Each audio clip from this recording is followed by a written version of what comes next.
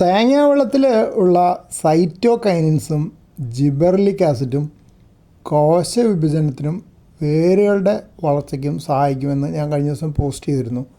അതുകൊണ്ട് അതൊരു റൂട്ടിംഗ് ഹോർമോണായിട്ട് ഉപയോഗിക്കാം എന്ന് പറയുന്നുണ്ട്. അപ്പോൾ ഞാൻ എൻ്റെ വീട്ടിലിവിടെ നല്ലൊരു അഡീനിയം ചെടിയുണ്ട്, ധാരാളം പൂക്കളുണ്ടാകുന്നുണ്ട്. ഇപ്പം നല്ല വെയിലുള്ളപ്പോൾ അതിൽ നിന്ന് ഒരു കമ്പ് മുറിച്ചെടുത്തിട്ട് ഈ ഒരു പാത്രത്തിൽ, ഇത് വേറെ ബോട്ടിലാണ്, ഇതിൻ്റെ തേങ്ങാവെള്ളത്തിൻ്റെ ബോട്ടിലൊന്നുമല്ല, ഒരു തേങ്ങാവെള്ളം അതിലൊഴിച്ച് വെച്ചിട്ട് ഇത് അതിൽ മുക്കി വെച്ചു. കുറച്ച് മണിക്കൂറുകൾ, 4-5 മണിക്കൂർ മുതൽ ഒരു രാത്രി മുഴുവൻ വരെ വെക്കണം എന്നാണ് അന്ന് പറഞ്ഞിരുന്നത്. അപ്പോൾ അതാണ് പുതിയ ശ്രമം. പിറ്റേ ദിവസം നോക്കിയപ്പോൾ തേങ്ങാവെള്ളത്തിൽ മുങ്ങിയിരുന്നിട്ട് പോലും പൂക്കളൊക്കെ വാടി പോയിട്ടുണ്ട്, ചെടിയും വാടിയിട്ടുണ്ട്. വേഗം മണ്ണിൽ കുഴിച്ചിട്ടു. അതിൻ്റെ പിറ്റേ ദിവസം നോക്കുമ്പോൾ ചെടി അതിലും വാടി പോലെ തോന്നി, ആകെ കുഴഞ്ഞ പോലെയായി. അത്യാവശ്യം നല്ല വെയിലുള്ള സ്ഥലത്താട്ടോ ഇതുള്ളത്.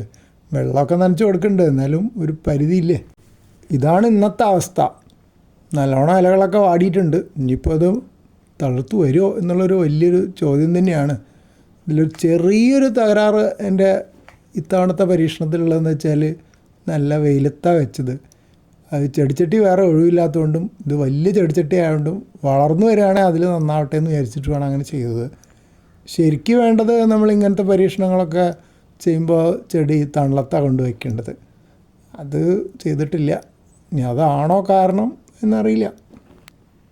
എന്തായാലും തേങ്ങാവെള്ളം ഉപയോഗിക്കുന്നതിനെ പറ്റിയുള്ള മുമ്പത്തെ പോസ്റ്റ് ഇതിൻ്റെ കൂടെ ചേർക്കുന്നുണ്ട്.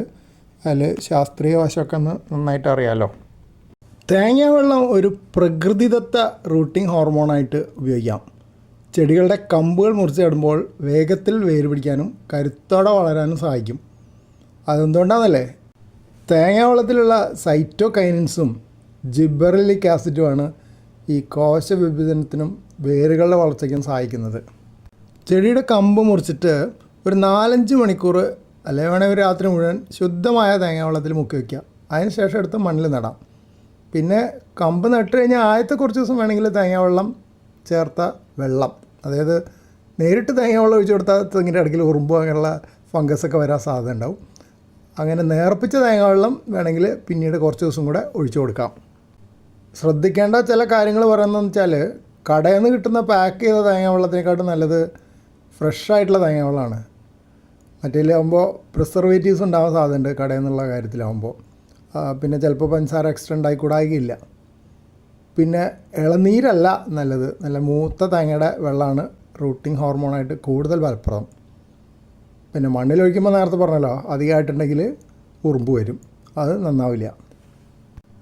തേങ്ങാവെള്ളത്തിൽ എന്താ പറയുക, ഹോർമോണുകളെ പറ്റിയിട്ടും അതിൻ്റെ ഉപയോഗങ്ങളെ പറ്റിയുള്ള 1-2 പഠനങ്ങളെ പറ്റിയുള്ള ലിങ്കുകൾ താഴെ കൊടുക്കുന്നുണ്ട്.